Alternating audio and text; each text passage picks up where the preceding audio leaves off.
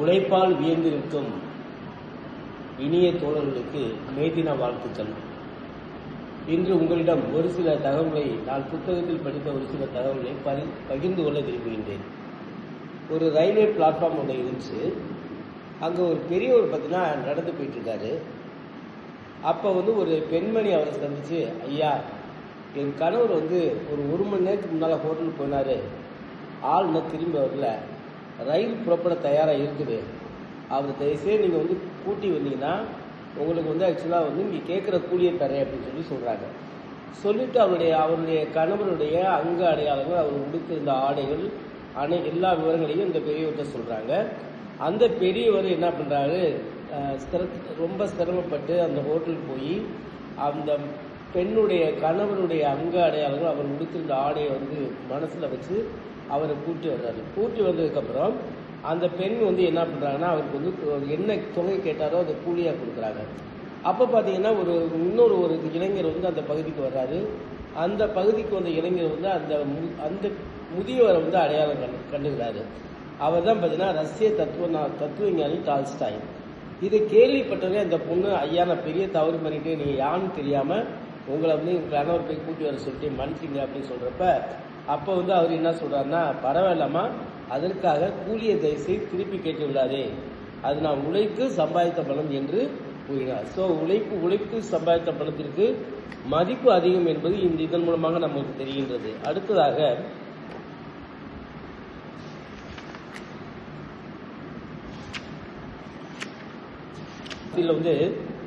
Simon குழுவினர் சென்னை வந்தனர்.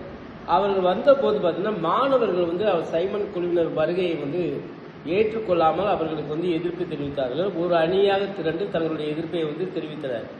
சைமனை திரும்பி போய் என்று வீர முழக்கம் முட்டை அவங்க ஹைகோர்ட் முன்னால் கூடுறாங்க. ஹைகோர்ட் முன்னால் கூடிய அந்த மாணவர்கள் என்ன பண்ணுறாங்கன்னா பார்த்தீங்கன்னா ஏன்னா ஹைகோர்ட்டை மூடும்படி கோரிக்கை வைக்கிறாங்க. அப்போ இருந்த ஆங்கில அரசினுடைய நீதிபதி ஹைகோர்ட்டை மூடுறதுக்கு அவர் ஆக்சுவலாக முன் வரவில்லை.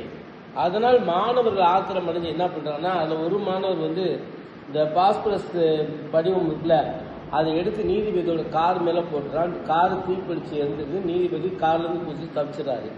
இதுக்கிடையில் பார்த்தீங்கன்னா இந்த ஆங்கிலேய அரசாங்கம் என்ன பண்ணுதுன்னா, ஒரு பீரங்கி படையை அங்கே ஹைகோர்ட் முன்னால் அனுப்புது. மாணவர்கள் ஆக்சுவலாக சுடுவதற்கு அந்த வீரர்கள் தயாராகிறாங்க. அந்த நேரத்தில் பார்த்தீங்கன்னா ஆந்திர கேசரி என்று சொல்லக்கூடிய டி பிரகாசம் என்பவர் என்ன பண்ணுறாரு, அந்த வேன் மேலே ஏறி நின்று என்ன பண்ணுறாரு, தன்னுடைய ஆக்சுவலாக பார்த்தீங்கன்னா தன்னுடைய சட்டையை திறந்த மார்பை காமிக்கிறாரு. அப்போ சொல்கிறப்ப அவர் என்ன பண்ணுறாரு, என்ன சொன்னால், இதோ இங்கே இருக்கும் மாணவர்கள் அனைவரும் என் இதயத்தில் வசிப்பவர்கள், அதனால் இந்த மாணவர்களை யாரும் நீங்கள் சுடக்கூடாது, உங்களுக்கு உண்மையிலே மனதில் தைரியம் இருந்தால் என்ன நீங்கள் சுடுக அப்படின்னு சொல்லவுமே அங்கிருந்து ஆங்கில படை பின்வாங்கியது. இதன் மூலமாக பார்த்தீங்கன்னா நமக்கு என்ன செய்யணும், வீரம் விளைந்த மண் நம்முடைய இந்தியா என்பது நமக்கு தெளிவாக தெரிகின்றது. அடுத்ததாக நான் கர்மவீரர் காமராஜரை பற்றி ஒரு சில தகவல்கள். காமராஜர் மறைந்த போது அவர்கிட்ட இருந்த சொந்தமாக வச்சிருந்தது என்னன்னா பார்த்தீங்கன்னா சட்டப்பையில் வெறும் 100 ரூபாய், வங்கி கணக்கில் வெறும் 120 ரூபாய், கதர் வேஷ்டி 4, கதர் சட்டை 4, கதர் துண்டு 4, செருப்பு 1 ஜோடி, மூக்கு கண்ணாடி 1, பேனா 1, இது போக சமையலுக்கு தேவையான பாத்திரங்கள் 1-2 மட்டும் இருந்தன.